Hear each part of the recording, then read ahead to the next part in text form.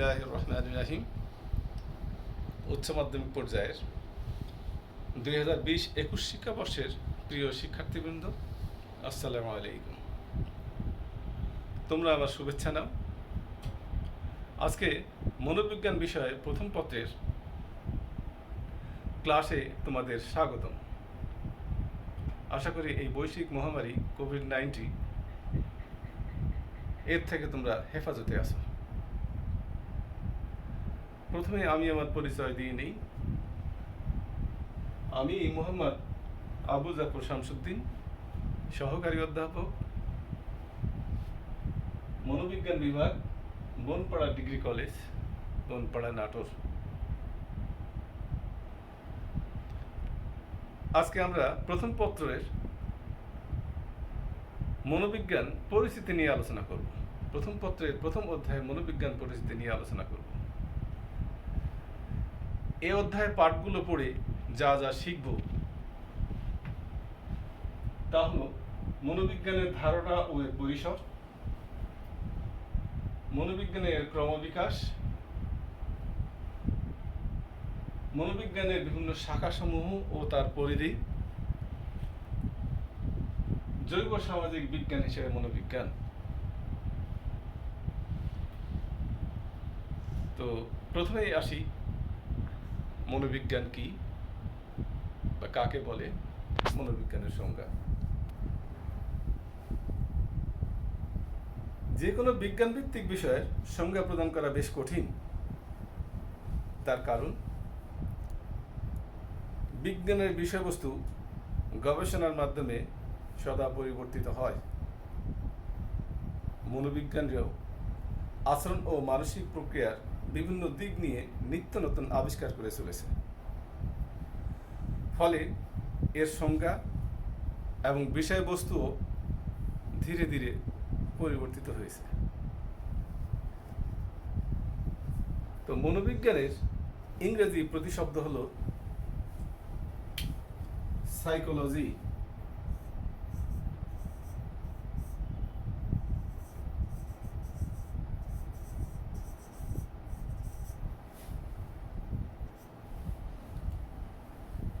ইংরেজি প্রতিশব্দ হলো মনোবিজ্ঞানের সাইকোলজি। এই ইংরেজি প্রতিশব্দ দুটো গ্রিক শব্দ সাইকি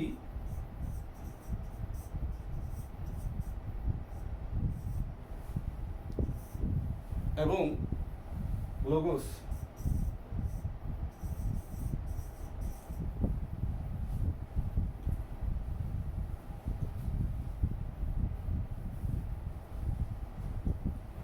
লোগোস LOGOS,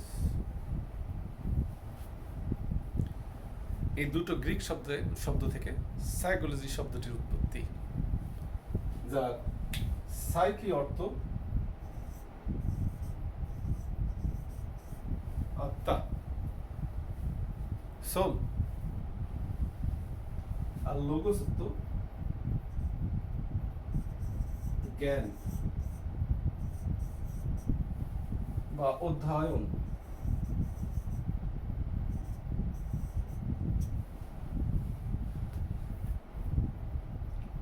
তাহলে আবিধানিক অর্থে সাইকোলজি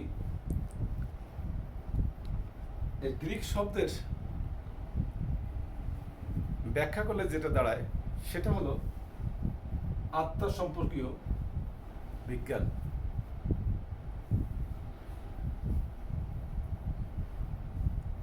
একসময় এটাই ছিল মনোবিজ্ঞানের সংজ্ঞা। প্রাচীন দার্শনিকরা মন এবং আত্মাকে একই অর্থে ব্যবহার করতেন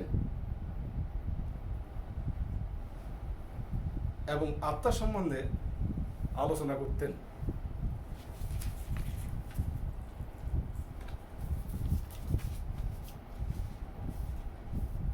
কিন্তু 1800 শতাব্দীর দ্বিতীয়ার্ধে খ্রিস্টিয়ান ওলফ মনোবিজ্ঞানকে বৈজ্ঞানিক স্বীকৃতি দেন এবং তখন থেকেই মনোবিজ্ঞানের স্বতন্ত্র বিজ্ঞান রূপে চিহ্নিত হয়। বিংশ শতাব্দীর গোড়ার দিকে উইলহেম উন্ড এই উইলহেম উন্ড সম্পর্কে তোমাদের একটু ধারণা দেওয়া দরকার। এই উইলহেম উন্ড একজন জার্মান মনোবিজ্ঞানী। তিনি জার্মানির লিপজিগ বিশ্ববিদ্যালয়ে প্রথম মনোবিজ্ঞানের বৈজ্ঞানিক গবেষণাগার স্থাপন করেন। মূলত তখন থেকেই মনোবিজ্ঞানের বৈজ্ঞানিক গবেষণা কার্য শুরু হয়। বলা হয় উনকে মনোবিজ্ঞানের জনক। মূলত তিনি পরীক্ষণ মনোবিজ্ঞানের জনক। এরপর উইলিয়াম জেমস, জর্জ স্ট্যানলি হল প্রমুখ মনোবিজ্ঞানীরা মনোবিজ্ঞানকে ব্যক্তির আচরণ ও মানসিক ক্রিয়ার বিজ্ঞান হিসেবে অভিহিত করেন।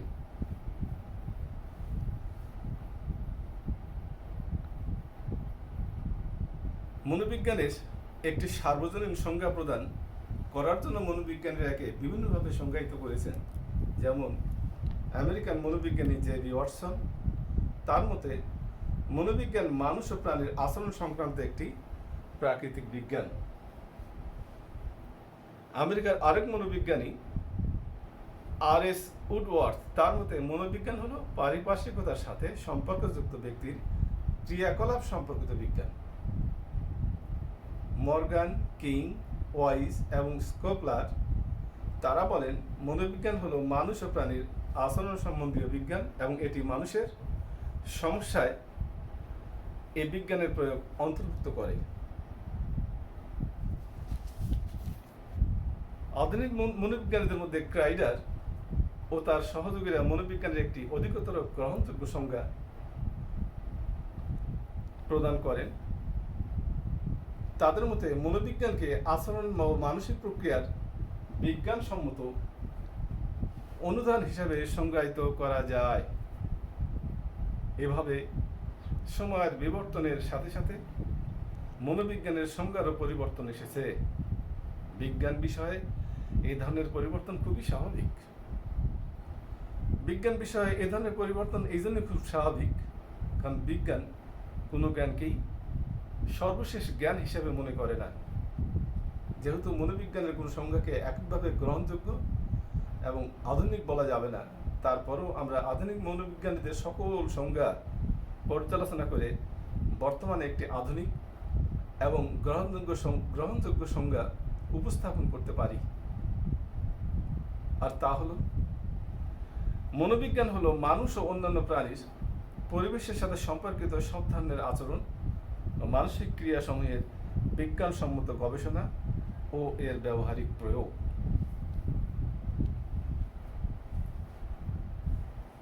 এই সংজ্ঞাটি বিশ্লেষণ করলে চারটি গুরুত্বপূর্ণ তথ্য পাওয়া যায়। তথ্যগুলো হলো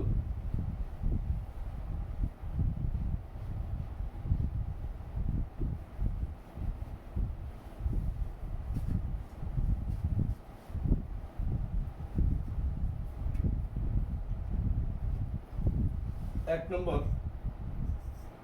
আচরণ,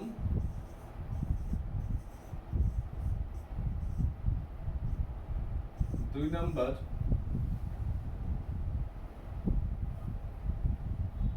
মানসিক ক্রিয়া,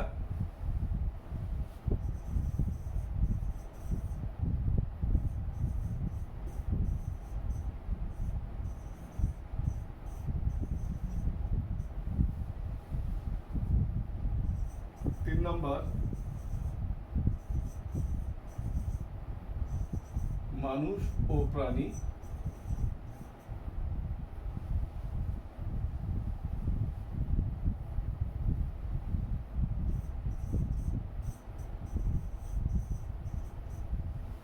এবং চার নম্বর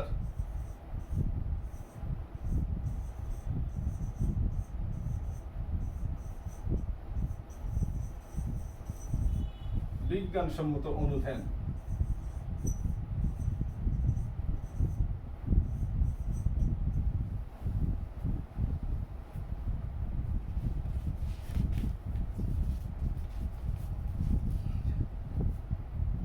মনোবিজ্ঞানের আচরণ বলতে মানুষ বা প্রাণীর পর্যবেক্ষণযোগ্য এবং পরিমাপযোগ্য যে কোনো কার্যকলাপকে বোঝায়। আর মানসিক ক্রিয়া হলো জীবের আভ্যন্তরীণ প্রক্রিয়াসমূহ, যেমন চিন্তন, স্মৃতি, দর্শন ইত্যাদি। এসব মানসিক প্রক্রিয়া বাহ্যিক আচরণসমূহকে প্রত্যক্ষ ও পরোক্ষভাবে প্রভাবিত করে। মনোবিজ্ঞানীরা মূলত মানুষের আচরণ ও মানসিক ক্রিয়া সম্পর্কে জানতে আগ্রহী, কিন্তু এসব ক্ষেত্রে মানুষের উপর পরীক্ষণ পরিচালনা করা ঝুঁকিপূর্ণ, সেসব ক্ষেত্রে নিম্নতর বা ইতর প্রাণীদের উপর পরীক্ষণ পরিচালনা করেন। আর এই জন্যেই মানুষ ও প্রাণী মনোবিজ্ঞানের পরীক্ষণ পাত্র হিসাবে ব্যবহৃত হয়।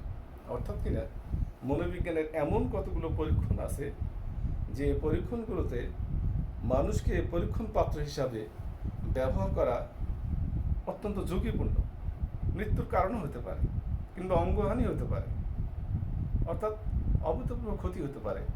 সেসব ক্ষেত্রে মানুষের পরিবর্তে অন্যান্য প্রাণীদের ব্যবহার করা হয়ে থাকে, যেমন শিম্পাঞ্জি, কুকুর, বিড়াল ইত্যাদি, ইঁদুর।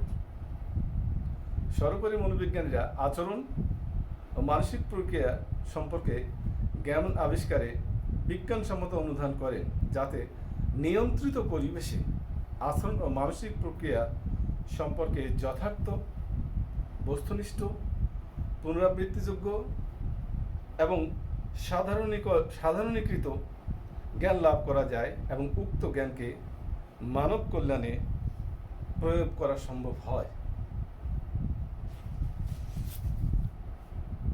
এবার দেখি আমরা মনোবিজ্ঞানের পরিধি বা পরিসর।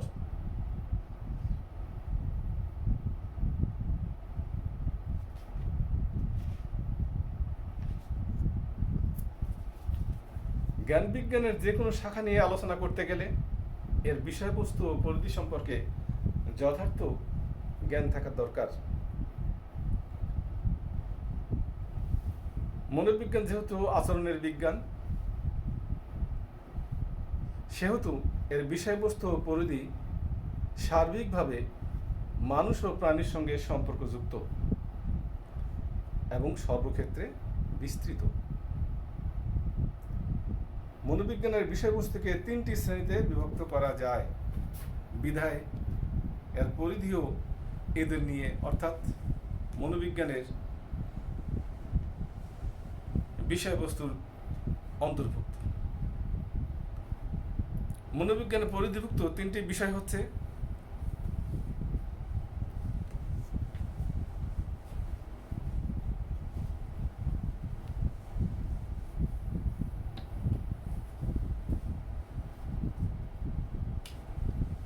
এক নম্বর আচরণ, 2 নম্বর মানসিক ক্রিয়া,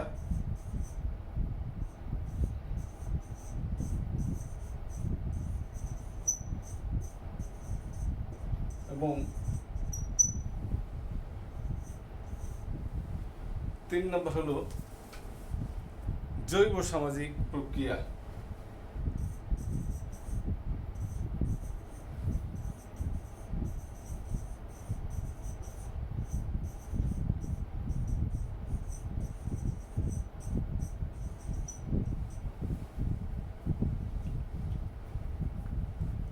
তাহলে প্রথমে দেখি আমরা আচরণ কি। সাধারণভাবে মানুষ বা প্রাণীর সব ধরনের কার্যকলাপকেই আচরণ বলা হয়, কিন্তু মনোবিজ্ঞানের আচরণ বলতে প্রাণীর ওইসব ক্রিয়াকলাপকে বোঝানো হয় যেগুলোকে প্রত্যক্ষ বা পরোক্ষভাবে পর্যবেক্ষণ ও পরিমাপ করা যায়। আচরণ এমনিতেই সৃষ্টি হয় না, এর পিছনে কোনো না কোনো কারণ থাকে, আর এই কারণগুলোকেই মনোবিজ্ঞানীরা উদ্দীপক হিসেবে চিহ্নিত করে। শুধু উদ্দীপকের উপস্থিতিতে আচরণ সৃষ্টি যথেষ্ট নয়,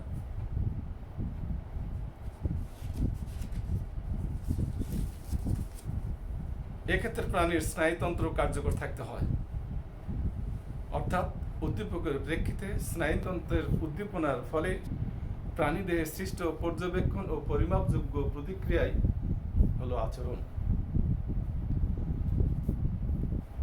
এ থেকে বলা যায় মানুষ বা প্রাণীর কোনো ক্রিয়াকলাপকে মনোবিজ্ঞানের পরিভাষায় তখনই আচরণ হিসাবে চিহ্নিত করা যাবে যখন উক্ত ক্রিয়াকলাপ উদ্দীপকের সাপেক্ষে স্নায়ুতন্ত্রের উদ্দীপনার ফলে সৃষ্ট হয় এবং 2 নম্বর প্রত্যক্ষ বা পরোক্ষভাবে পর্যবেক্ষণ ও পরিমাপযোগ্য হয়। 2 নম্বর মানসিক প্রক্রিয়া। মনোবিজ্ঞান শুধু মানুষ বা প্রাণীর আচরণ সম্পর্কে আলোচনা করে না, বরং মানুষের মানসিক প্রক্রিয়াগুলো বিজ্ঞানের আলোচ্য বিষয়বস্তুর অন্তর্ভুক্ত। এই মানসিক প্রক্রিয়াগুলো চোখে দেখা যায় না, তবে এগুলো আচরণের মাধ্যমে প্রকাশ পায়। মানসিক প্রক্রিয়া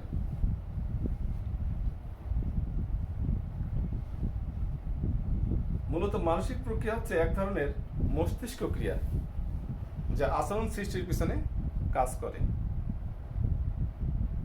আচরণ একটি বাহ্যিক বা প্রত্যক্ষ প্রক্রিয়া, আর মানসিক প্রক্রিয়াগুলো অভ্যন্তরীণ এবং একান্ত ব্যক্তিনিষ্ঠ উপলব্ধি মাত্র।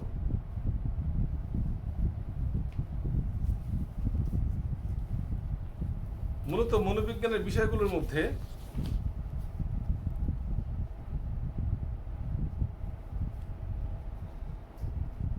মনোবিজ্ঞানের ক্ষেত্রে যে বিশেষত্ব আছে তা এই মানসিক প্রক্রিয়াগুলোর জন্যই।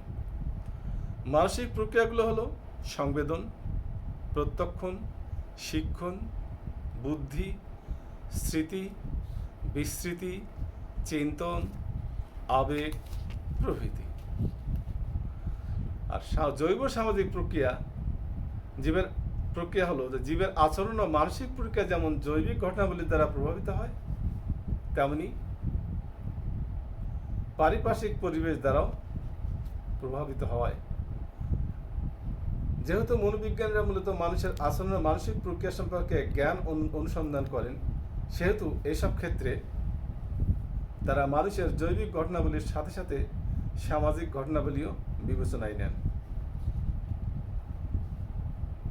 মানুষের আচরণের ধরন ও প্রকাশভঙ্গি জৈবিক প্রক্রিয়া সমূহের সাথে সাথে সামাজিক প্রক্রিয়া সমূহ দ্বারা প্রভাবিত হয়। মানুষের দৈহিক ও মানসিক সক্ষমতা নির্ভর করে তার জৈবিক প্রক্রিয়া সমূহ, যেমন স্নায়ুতন্ত্রের কার্যাবলী ও বিভিন্ন অঙ্গ বা তন্ত্রের কার্যাবলীর উপর। একই সাথে এভাবে প্রাপ্ত দৈহিক ও মানসিক সক্ষমতা পূর্ণরূপে বিকশিত হয় বিভিন্ন রূপে প্রকাশিত হতে সামাজিক প্রক্রিয়া সমূহের উপর নির্ভরশীল। মানুষের আচরণ ও মানসিক প্রক্রিয়া সমূহের উপর প্রভাব বিস্তারকারী জৈবিক প্রক্রিয়া সমূহ হচ্ছে শারীরিক গঠন, বংশগতি, মস্তিষ্কের কার্যকারিতা, অন্তঃক্ষরা গ্রন্থি সমূহের কার্যকারিতা, ইন্দ্রিয়ের কার্যকারিতা ইত্যাদি। পক্ষান্তরে সামাজিক প্রক্রিয়া যেমন সামাজিক রীতিনীতি, প্রথা, পূর্ব সংস্কার, বিভিন্ন সামাজিক প্রতিষ্ঠান প্রভৃতি মানুষের আচরণ ও মানসিক প্রক্রিয়াকে প্রভাবিত করে। তাই মনোবিজ্ঞান মানুষের আচরণ ও মানসিক প্রক্রিয়া বিজ্ঞানসম্মত অধ্যয়নে জৈব সামাজিক প্রক্রিয়া সমূহের বিশেষ গুরুত্বের সাথে বিবেচনা করে।